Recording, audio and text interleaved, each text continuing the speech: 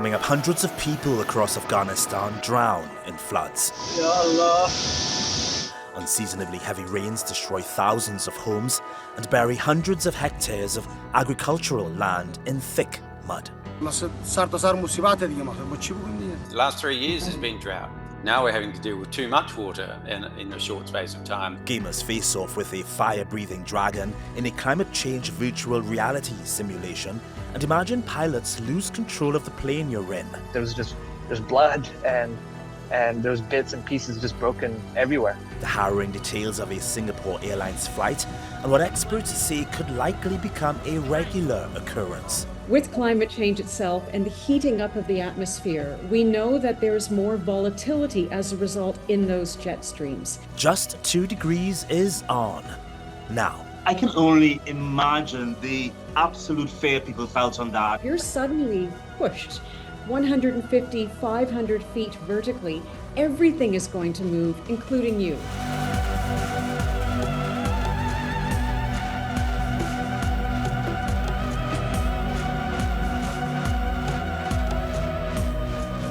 Afghanistan's spring season is pretty short, just 2 months long.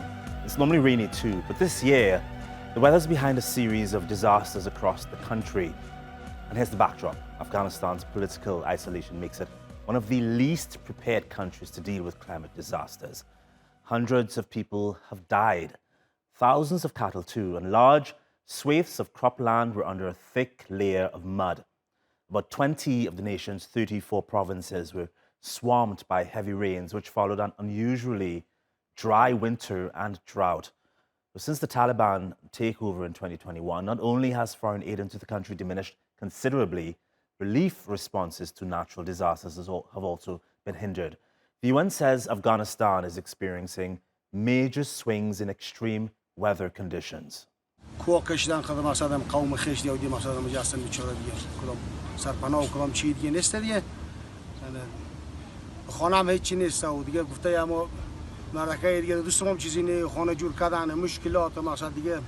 We tracked down the Red Cross and the World Food Programme. Both organizations were at affected sites and described the challenges they and residents faced. Can you just describe the landscape of what you saw? And honestly, did you expect the rains to cause such flooding? The water came rushing unexpectedly due to rains which are unusually heavy. And in fact, many households were not expecting it in these areas.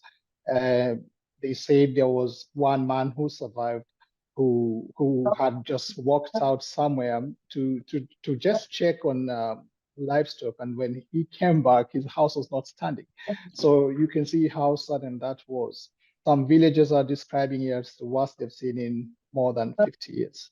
We are seeing that because of the climate change, the effects of climate change, we are going to see the intensity, frequency of these climate-related events, including flooding, affecting parts, including Afghanistan. Now, Afghanistan is not a contributor to global emissions per se, but it's actually feeling the impact. So it actually contributes very little, but it's feeling the huge impact. Now, if you're talking about the level of preparedness in the country, over the years, there have been investments which have been made in making sure that people can respond, including communities. But these were for events which come in every 10 years or cycles of 5 years. If you have a 50-year, once in a 50-year, a 5-decade event, normally it doesn't matter which country you are, you cannot be prepared for that.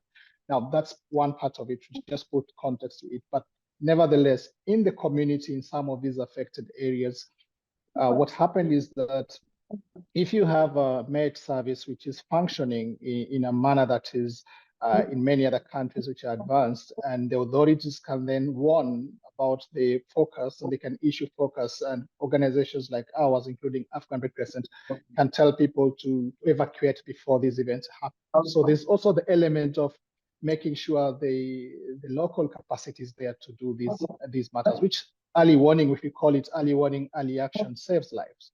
I know this might be a loaded question, but do you think the current leadership of the country is in part responsible for how isolated Afghanistan is? It basically has to deal with these disasters itself. Currently, the authorities are not part of the international system and cannot engage in the broader sense, platforms internationally which address these matters. One of these limitations is they cannot get, for instance, technical support from specialized organizations to enhance like med service or to do the early warning, early action, for instance. And that happens. That's one part of it. So yes, there is a political process which will help to contribute to capacity enhancement. So far, it's not happened. But that's something else. As humanitarians, we are saying we have to distinguish between the political process and the work we do, which is preparing for response, making sure communities are ready to act in case of events like this. According to the World Food Programme, there are nearly 16 million people, 38% of the population, who suffer from acute food insecurity in Afghanistan. I'm almost afraid to ask what the situation is after the rains and floods. So WFP was on the ground, ready to go with emergency life-saving food from the first event on the 10th of May, sorry, going through to now.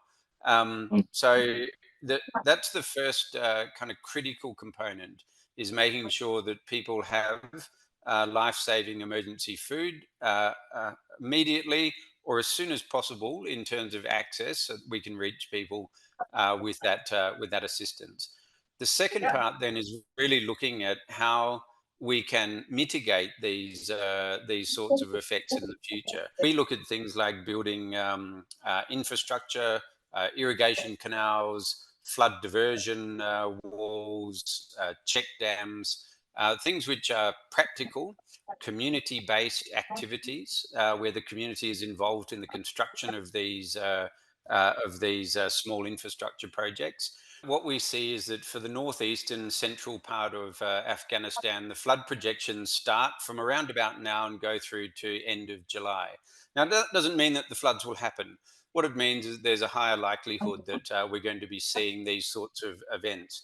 It would have to say that this is pretty unusual in terms of the intensity, these last two events. And so we're a bit concerned that if there were more events at this intensity level, that the damages are going to be significant, both in human terms and in infrastructure terms. What would you say are the climate vulnerabilities of Afghanistan that hamper your ability to help people there? So in terms of access, there are natural constraints in terms of physical constraints. Bridges are down, roads are closed.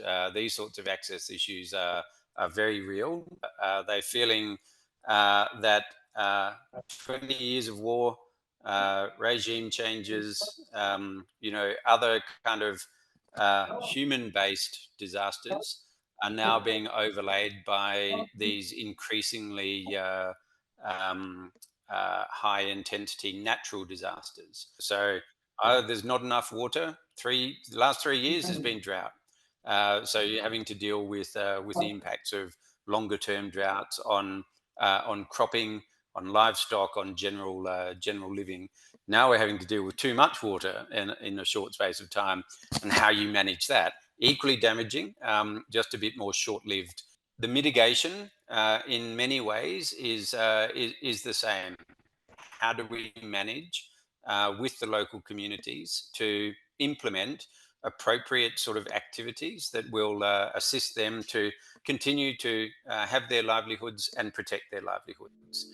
Imagine being on the Singapore Airlines flight that plunged 6,000 feet due to turbulence in May.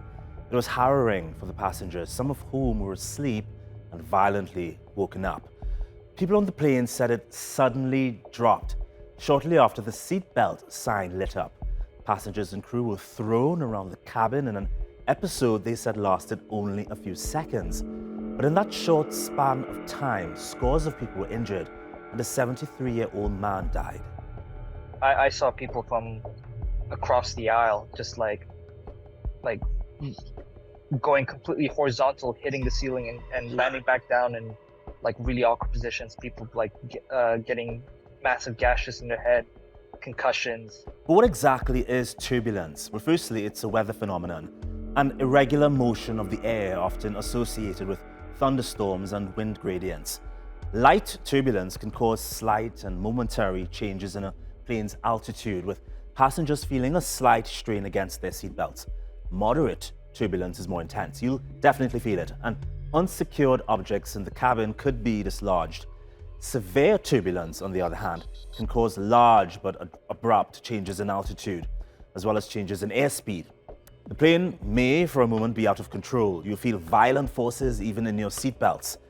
And in the cases of extreme turbulence, the aircraft is violently tossed about with potential structural damage. Anita Mendiratta is an aviation expert and advisor to the UN World Tourism Organization Secretary General. As I understand it, there are several types of turbulence, mechanical, wind shears. Talk about what created the incident on the actual flight. Firstly, aviation has become very much a consumer and a traveler issue, no longer simply about the aviation industry. And we now have the conversations about weather. We've seen what happened in Dubai with the flooding of the airports when we had the extreme floods, and now we're having challenges up in the sky. So what causes turbulence? There are many reasons for it.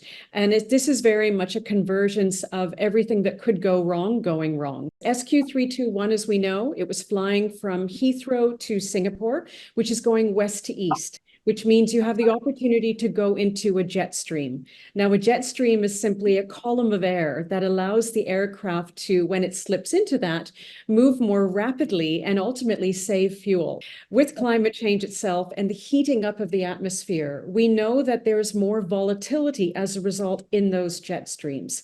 So turbulence is caused by increased temperature, increased moisture in the air, and ultimately it's caused by, as you said, these wind shears, which basically is a dramatic either horizontal or vertical change in the direction of the wind. So when the aircraft was flying roughly over Myanmar, about to serve breakfast and descend, again, it was a horrible situation where while the aircraft was flying, it hit basically that period of turbulence, suffered very dramatic vertical wind shear, so going up and down, which the aircraft could absorb, but not the contents in the aircraft, which is people, luggage, any of the catering equipment, and that's where a lot of the damage took place. There were effectively 230 people, 229 on the flight. All of them were injured because all of them were terrified. And we can't forget the invisible damage that was caused. Well, since pilots know where this jet stream is, I'm assuming they also know that climate change has been impacting this natural occurrence over the years. Is it something they can see coming, turbulence? I love your question because they literally can't see it coming. In this situation, this was clear air turbulence. Even on the bluest of sky days and the sunniest of days, you can't see that it's there because ultimately it's about, again, these pockets of air hitting the jet stream. So there are ways to predict it. There are weather reports, there are sensors on the aircrafts, there's all of that technology in place. But one of the best ways for pilots to understand where exactly these problems might happen is from other pilots reporting them in to let them know that that was an environment of storm activity.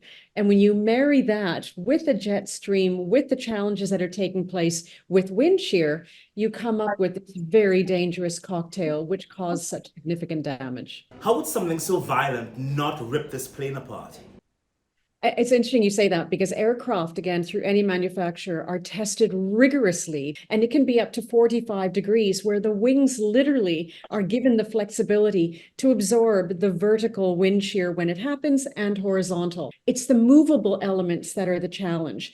And this is where it comes very much back to what can a passenger do?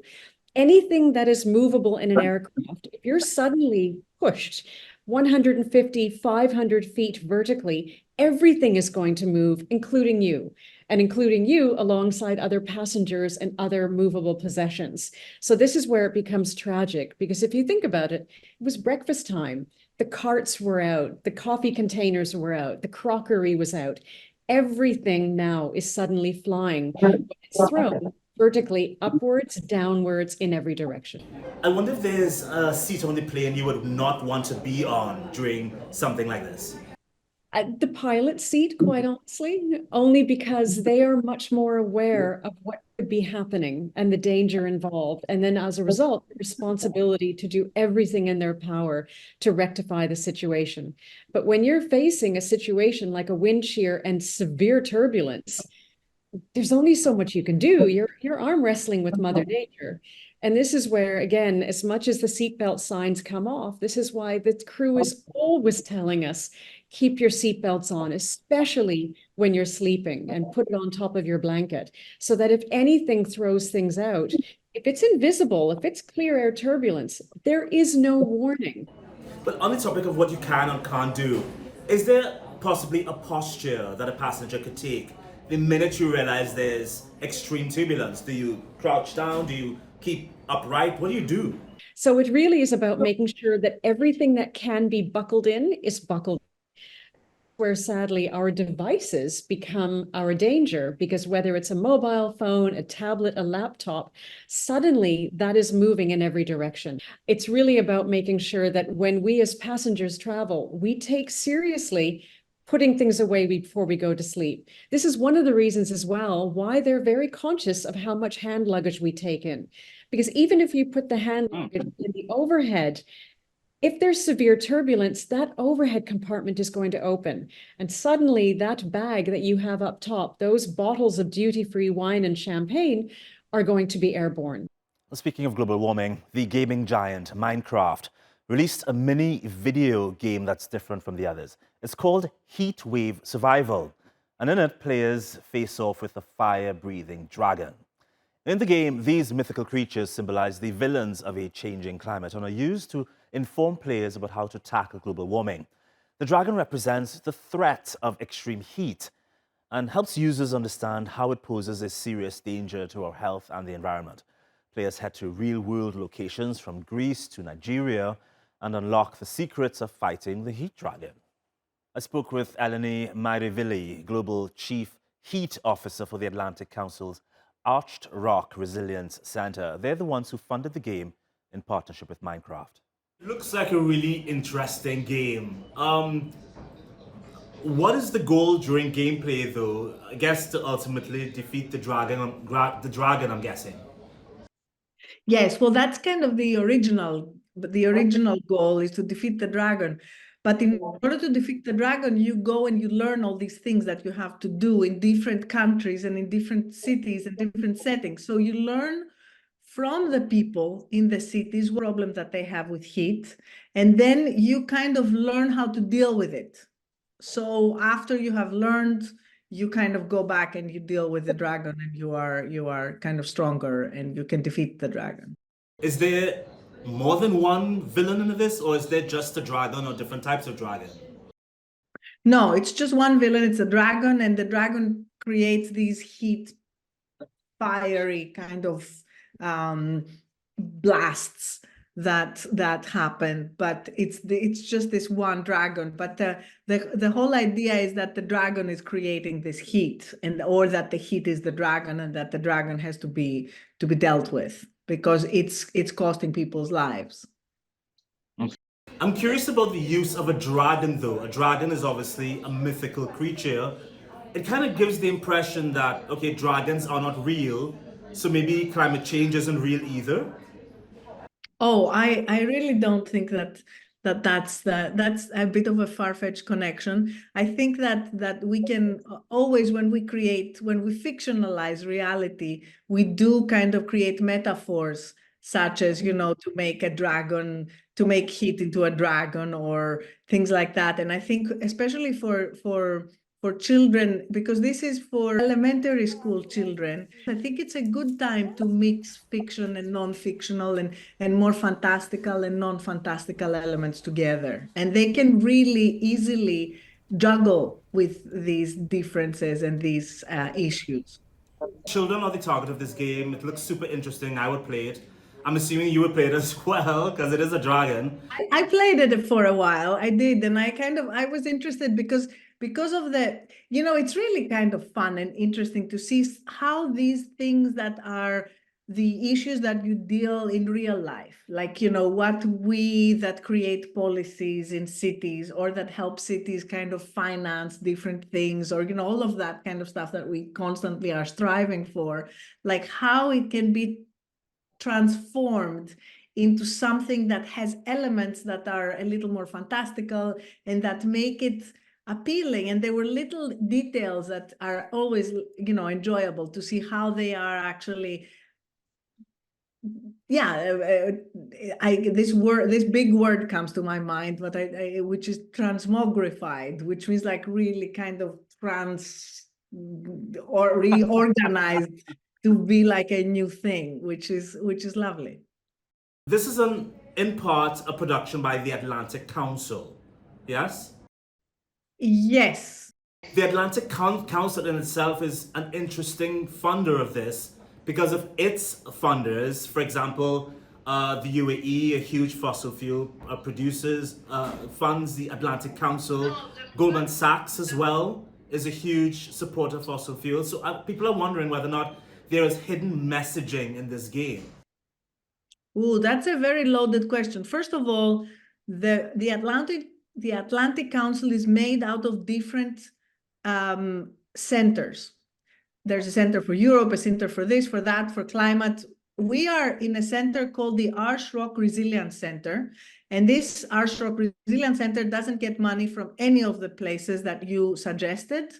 The funding up to now has been through the Rockefeller Foundation and the Adrian Arsht Foundation. That's why its name is Arch Rock. Now starting to diversify its funding, but it has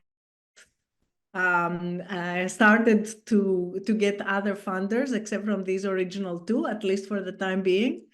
And this Arch Rock Resilience Center is the main center internationally that has taken on extreme heat and building resilience to extreme heat, and has built an incredible momentum in the last 3 years.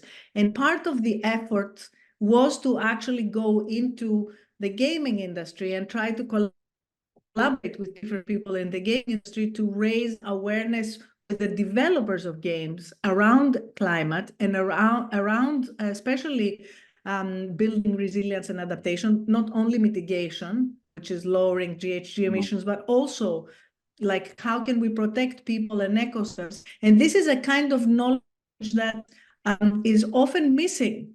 And we really put a lot of effort to try to create special webinars and special different ways of bringing it into the developers of games, but also we created indie games, tiny little indie games that have to do with biodiversity and issues that have to do with climate for little kids. And also we have a whole series of other things, which are reports that came out from the gaming world as to what makes it difficult, the gaming world, to bring climate issues in games. You mentioned the Rockefeller Foundation, which I know has been pushing the idea that we need to reduce our carbon footprint. It has been raising awareness of poor countries that need assistance, financial assistance to meet their climate goals. The Rockefeller Foundation, as far as I understand, is also pushing the idea that we can achieve a limit of 1.9 degrees Celsius by the year 2090, so pushing the 2030 targets by 60 years. Why is it doing that though, if it pushes for climate action so vociferously? What I do know is that the Rockefeller Foundation is putting a lot of effort in financing renewable energy in all of the different development phases, especially in Africa. And also, I know that for the other side of this discussion, but not only in Africa, I mean, it's really putting a lot of effort in renewables and food security, as far as I remember. The last couple of years, we have been close to 1.48 degrees from the pre-industrial era. So we already had days where the average global temperature was above 2 degrees. So a lot of scientists are freaking out, as you probably know, that we're not going to even be able to keep ourselves below 2 degrees, and we're going to blow over by 2050 the 2 degrees easily. And that's our show. But before I leave you, Argentina's maned wolf habitat has been disrupted by its agriculture sector. The foxy canine has also been hunted for its fur. It is unusual, isn't it? The animal looks like it's wearing knee-high boots, and its coat even resembles a fox's.